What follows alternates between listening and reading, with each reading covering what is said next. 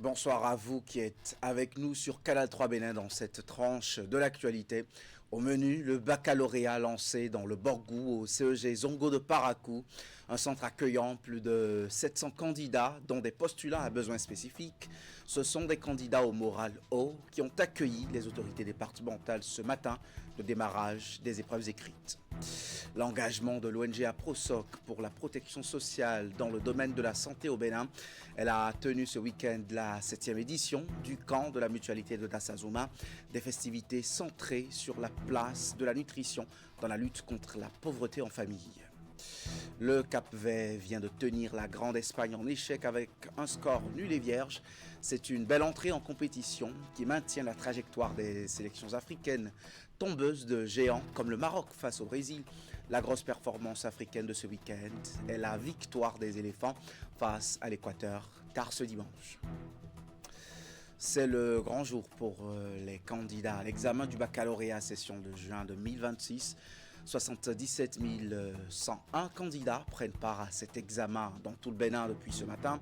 Dans le département du Borgou, le top des épreuves a été donné au collège d'enseignement général Zongo de Parakou par le préfet Abdoul Chakour Assouba. Le point de ce lancement officiel dans ce reportage signé Jacques Degbé et Aristide Ouinsou. À son arrivée au CEG Zongo, le préfet Abdoul Chakour Assouba a d'abord échangé avec l'équipe de supervision et les surveillants de salle pour s'assurer des dispositions prises pour le bon déroulement de l'examen dans ce centre avant de faire le tour de quelques salles de composition au contact des candidats. Vous avez pu laisser vos stress à l'entrée. L'enveloppe scellée contenant les épreuves est ensuite ouverte devant tout le monde avant que la sirène ne retentisse à 8h00. Pour cette première matinée, les candidats planchent dans la composition française. Nous avons rencontré des candidats et qui ont le moral, mais qui savent et c'est pourquoi ils sont venus dans le centre, à cause de l'enjeu. L'enjeu, c'est de décrocher le baccalauréat. Au CEG Zongo de Parakou, ce sont 786 candidats, dont 399 filles, tous de la série A2, qui vont à l'assaut de leur premier diplôme universitaire. Nous avons vu des candidats pas stressés. Le peu de conseils que nous pouvons, nous leur avons apporté. De l'équipe de supervision aux candidats, nous sommes rassurés que tout se passe bien. Le centre est sécurisé. Les enfants sont installés, ils travaillent déjà. Et les surveillants sont briefés, sont instruits, ils savent ce qu'ils ont à faire. Et nous aussi, nous nous engageons avec équité, rigueur et transparence à faire le travail et bien le faire. La particularité de ce centre est qu'il fait partie des deux seuls retenus au plan national, au même titre que le CEG Segbeya de Cotonou, qui accueille les candidats en Bliop. Dans le département du littoral, ici à Cotonou, c'est le collège d'enseignement général de Begama qui a été choisi pour abriter le lancement de l'examen, lancement assuré par le maire de la ville de Cotonou, en compagnie du préfet du département. Les détails avec Virgile Akhoder. Vous voyez, tout est scellé, c'est pour dire tout le sérieux qui est fait pour que l'examen soit le vôtre. Comme a dit le préfet, on vous donnera ce que vous avez appris. Et ce que vous avez appris est dedans, entièrement scellé. Vous allez le découvrir comme tout le monde. Vous avez compris? Voilà les premiers mots du maire de Cotonou à l'endroit des candidats. Seuls face à leur copie pour répondre de 9 mois de cours, certains peuvent s'offrir un bref moment de prière avant d'aborder la première épreuve. Je suis venu leur dire que nous leur faisons confiance, que leurs parents leur font confiance, que leurs formateurs, leurs éducateurs leur font confiance. Et donc il faut qu'ils aient confiance en eux-mêmes. Les épreuves, c'est pour le candidat moyen. Et on va leur demander que ce qu'ils ont déjà appris. Pas de stress et pas de tricherie aussi. Désormais, le gouvernement se positionne pour former des citoyens qui se positionnent comme de vrais acteurs du développement. 5393 garçons et 5023 filles sont concernés par cet examen dans le département du littoral. Parmi ces candidats, nous voudrions mentionner qu'il y a des candidats à besoins spécifiques, qui sont au CEG Segbea et qui sont logés dans des conditions que vous pouvez imaginer. Ils doivent composer pendant le même temps que les candidats normaux et je crois que les conditions sont meilleures pour qu'eux aussi puissent tirer leur épingle de jeu.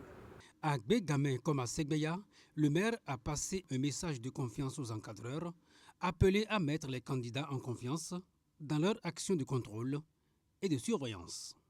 Dans un autre registre de l'actualité, les acteurs de la protection sociale, notamment ceux de la protection sociale santé, ont vécu la 7e édition du camp de la mutualité de Dassazuma. C'est un rendez-vous placé cette année sous le thème « La nutrition, levier de lutte contre la pauvreté familiale et moteur de développement national ». Le rassemblement a conduit à la prise de nouvelles résolutions en vue de la prévention des maladies et du changement social. Imet Hélène Moussou. Cette caravane installe la 7e édition du camp de la mutualité organisée par l'ONG Action pour la protection sociale à Prosoc, venue d'horizons divers. Les organisations de mutuelles de santé et autres acteurs de la chaîne de nutrition réunis à Dassazuma ont échangé et partagé les expériences ainsi que les bonnes pratiques en vue de l'amélioration de la nutrition familiale. La nutrition est un investissement stratégique pour le Bénin et qu'elle permet non seulement d'améliorer la santé et le bien-être des familles, mais aussi de renforcer le capital humain, de stimuler la productivité et de soutenir la croissance économique. Avec l'appui des experts et spécialistes présents, nous avons l'opportunité d'apprendre ensemble comment mieux valoriser nos produits locaux pour améliorer notre santé, renforcer l'économie familiale et bâtir un capital humain capable de soutenir le développement national. Pour cette édition 2026, les réflexions portent sur le thème « La nutrition, levier de lutte contre la pauvreté familiale et moteur de développement national ». Les participants à ce camp 3 jours durant ont été entretenus à travers communication et panels sur les enjeux nutritionnels, les politiques et stratégies nationales. Ont également été identifiées les actions concrètes susceptibles d'être mises en œuvre au niveau communautaire. Notre ambition est qu'à l'issue de ce camp, chaque commune représentée puisse disposer d'une feuille de route, d'orientation claire et adaptée pour renforcer la sensibilisation des populations et promouvoir durablement les bonnes pratiques nutritionnelles. La NON se tient à vos côtés et donc nous devons mutualiser nos efforts pour que les paquets d'interventions essentiels tels que le projet de supplémentation nutritionnelle pénètrent le tissu communautaire avec l'aide de vos réseaux de mutualisme. L'ONG APROSOC, depuis 1998, œuvre aux côtés de l'État pour la protection sociale, la mutualité et la santé des populations. Ce camp de la mutualité qu'elle organise au fil des années s'est imposé comme le rendez-vous qui permet la prévention des maladies et un changement social important. Le mouvement panafricain des femmes rurales dénommé « Nous sommes la solution NSS » vient de voir le jour au Bénin, ceci grâce à la Fédération agroécologique du Bénin. Le creuset a été lancé ce week-end à Cotonou avec pour ambition de promouvoir l'agroécologie paysanne. Les travaux de cette rencontre ont débouché sur l'installation de la présidente du réseau au Bénin, Clarisse Adonsi. La rencontre a également été marquée par l'exposition de plusieurs produits agricoles. Ingrid Day et Moufid Sabouran étaient aussi de la partie. C'est cette prière du Père Dia qui ouvre les travaux de lancement du mouvement Nous sommes la solution. Le Bénin rejoint ainsi la grande famille de ce mouvement panafricain de femmes rurales qui s'est fixé plusieurs objectifs majeurs. Promouvoir les bonnes pratiques et savoirs agricoles connus et transmis depuis des générations en Afrique et qui ont longtemps préservé la souveraineté alimentaire dans le continent. Influencer les décideurs et promouvoir une meilleure gouvernance agricole. Valoriser les produits issus de l'agriculture familiale africaine ou l'agroécologie. Clarisse Adonsi a été désignée pour conduire le destin du creuset Nous sommes la solution au Bénin. À peine installée, la nouvelle présidente lève le coin de voile sur ses ambitions pour le rayonnement du secteur agricole. Ensemble, nous, femmes béninoises, africaines, nous prenons l'engagement ferme qu'à partir de l'instant ce que nos États, nos gouvernements prônent, la souveraineté alimentaire. Nous, femmes, nous ajoutons la sécurité. Désormais, nous allons parler de la sécurité et la souveraineté alimentaire. Le ministère de la Famille et de l'Action sociale, que je représente ici, salue donc cette initiative louable. Cette initiative qui promeut la femme et qui la met dans son rôle et qui permettra également de promouvoir son économie, donc de respecter ses droits. La rencontre a été également marquée par l'exposition de quelques produits agricoles. Né en 2011 au Sénégal, ce mouvement panafricain a été créé par 12 associations de femmes rurales du continent. Il rassemble aujourd'hui plus de 500 organisations de femmes rurales, drainant environ 175 000 membres et sympathisants. Une étude sur les faits de corruption sexuelle dans 4 communes du Bénin vient d'être validée. Le travail de recherche a été commandité par le consortium SOS Civisme et le groupe Banuto. Cette étape est la première de la série d'activités inscrites dans la mise en œuvre du projet Stop Corruption Sexuelle, Stop VBG. L'initiative est financée par l'Agence française de développement et exécutée par Expertise France. Les précisions de l'atelier de validation. C'est une problématique aussi sensible qu'importante. Elle fait des victimes en silence, se nourrit des rapports de force et s'observe dans les contextes de vulnérabilité. La corruption sexuelle a fait l'objet d'une étude documentée. Les enquêtes de terrain ont couvert plusieurs mois durant les communes de Cotonou, Porto Novo, Abomey-Calavi et Parakou. Les résultats de collecte de données, de témoignages et d'observations font ici l'objet d'un atelier de validation. Le rapport qui nous est soumis aujourd'hui est le résultat d'un travail rigoureux et participatif. Il constitue un outil précieux pour mieux comprendre les réalités du terrain et orienter l'action publique. Commandité par le consortium SOS Civisme Bénin, groupe Banuto, l'étude sur la corruption sexuelle constitue une première étape dans la mise en œuvre du projet Stop Corruption Sexuelle, Stop VBG. Le travail abattu permet de mieux comprendre le phénomène, les facteurs favorisant les mécanismes de lutte et de prise en charge possibles. Le rapport amélioré par les contributions des participants permettra de faire des plaidoyers et des sensibilisations en vue de l'éradication du problème. Il ne s'agit pas simplement de valider un document technique, il s'agit surtout de créer un cadre d'échange et de réflexion collective afin d'améliorer la qualité des analyses produites, de confronter les constats aux réalités de terrain et d'aboutir à des recommandations consensuelles, pertinentes et opérationnelles. Les faits de corruption sexuelle sont exercés sur les individus des deux sexes, mais surtout sur les femmes dans une proportion plus élevée. La mobilisation de différentes parties prenantes et une mise en œuvre d'actions concertées s'avère nécessaire. Rappelons que le projet Stop Corruption Sexuelle, Stop VBG est financé par l'Agence française de développement et mis en œuvre par Expertise France. La Fédération des caisses d'épargne et de crédit agricole mutuel du Bénin, FECAM Bénin, a un nouveau conseil d'administration. La principale équipe dirigeante de la structure de finances décentralisée a été formée par élection à une assemblée générale extraordinaire tenue à Kandy. Cette session a été couplée à la 33e assemblée générale ordinaire de l'institution qui a désormais, il faut le dire, de nouvelles orientations pour les années à venir. Akila Stako et Socrate Adantone. La Fédération des caisses d'épargne et de crédit agricole mutuel FECAM Bénin a tenu à Kandy son assemblée générale extraordinaire ainsi que sa 33e assemblée générale ordinaire. Une rencontre statutaire qui a réuni les délégués des différentes structures de l'institution, les autorités locales ainsi que plusieurs partenaires. La FECAM, c'était une coopérative d'épargne de crédit. Comme la nouvelle loi nous offre deux possibilités, il fallait choisir une forme juridique et la FECAM a opté pour la société coopérative avec conseil d'administration. À l'ouverture des travaux, les autorités communales et départementales ont salué le choix porté sur la ville de Kandy pour accueillir cet important rendez-vous de la vie de l'institution. En me tenant devant des délégués, mon émotion est grande et j'ai l'intime conviction que des résolutions les plus importantes sortiront de ces travaux pour le bonheur des membres et clients d'une part et pour les populations béninoises d'autre part. Au cours des assises, les participants ont examiné plusieurs dossiers relatifs au fonctionnement et à l'avenir du réseau. L'un des moments forts de ces assemblées a été l'élection d'un nouveau conseil d'administration. Aujourd'hui, nous voulons faire de la CELCAM une CELCAM vraiment exemplaire.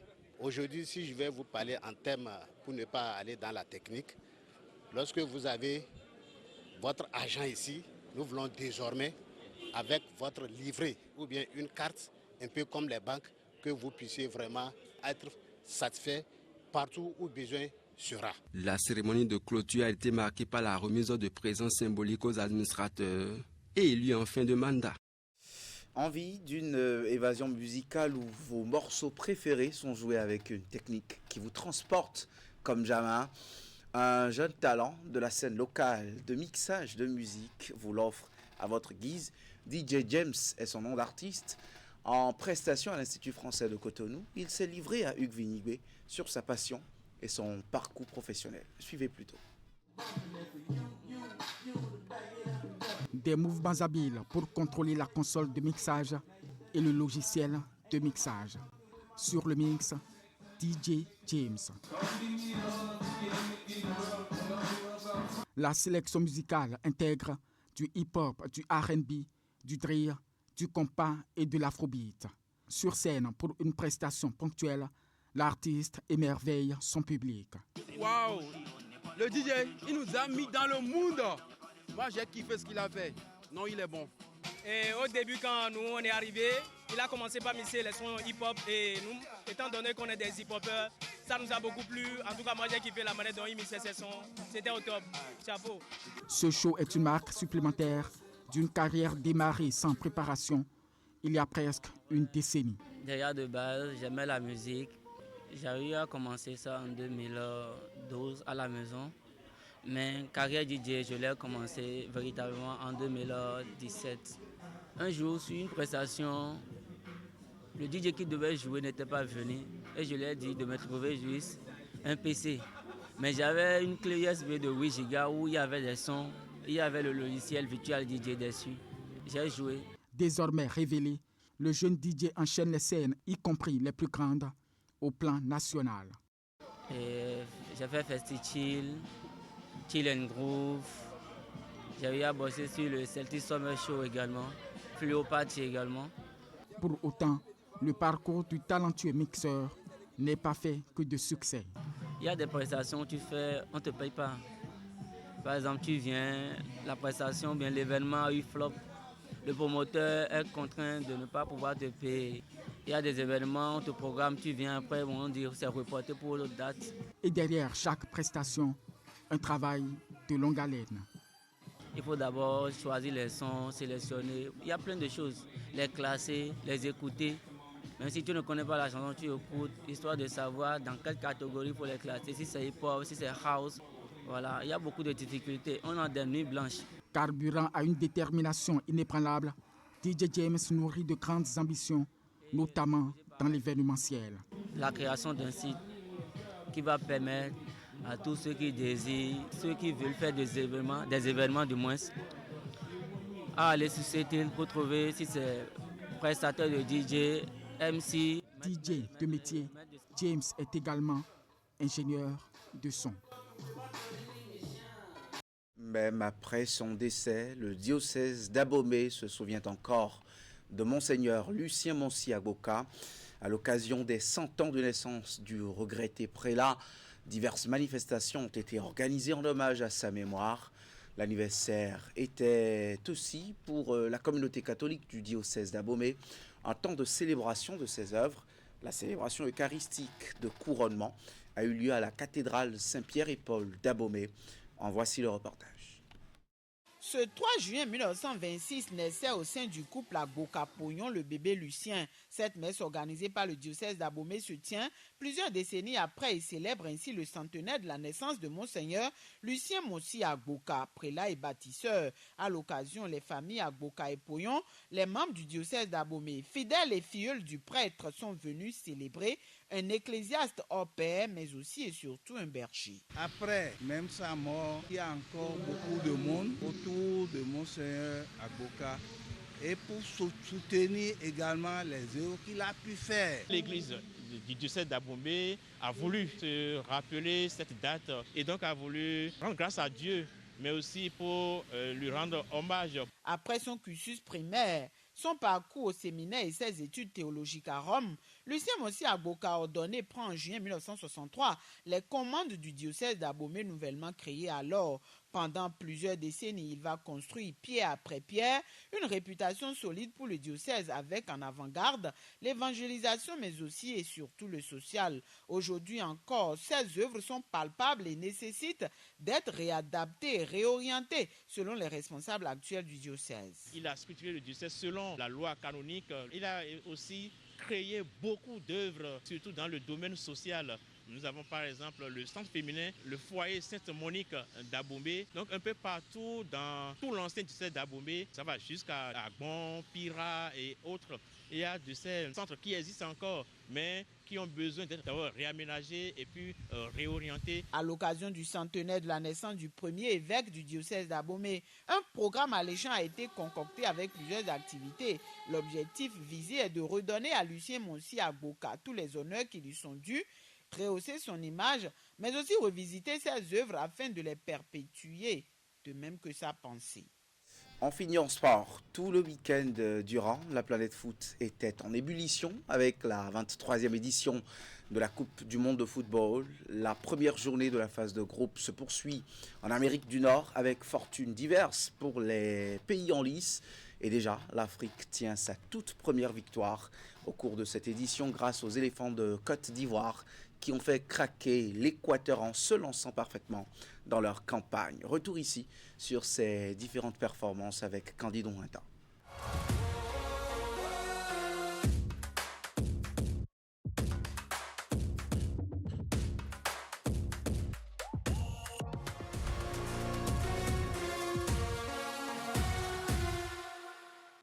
Il fallait attendre une troisième entrée en lice pour voir l'Afrique obtenir une première victoire à la 23e Coupe du Monde.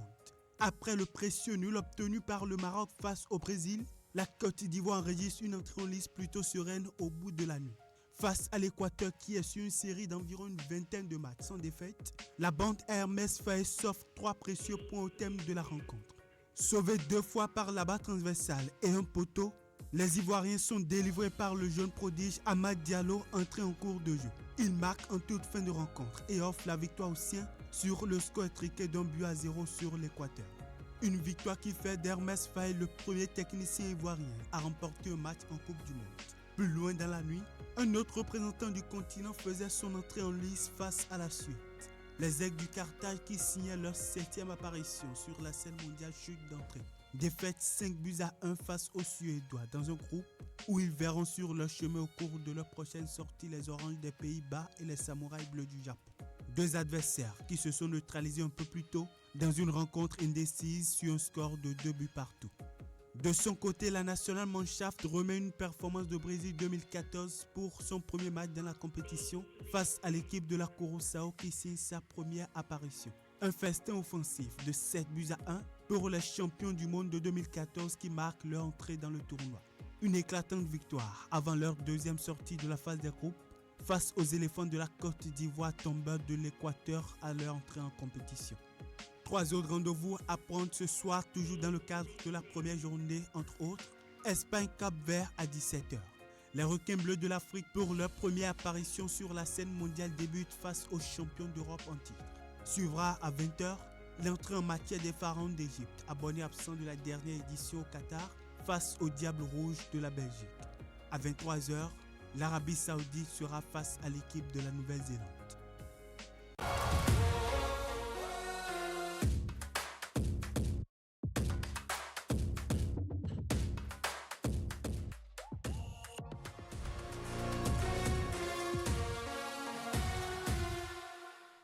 On le précise, tout à l'heure même, le Cap-Vert a tenu en échec l'Espagne dans ce mondial. C'est tout pour ce journal. Merci de l'avoir suivi. Wahab Ali Para et ses invités parlent ce soir dans l'info continue de l'utilité des ministres conseillers dans la politique gouvernementale en place. Merci d'être au rendez-vous. C'est à 20h.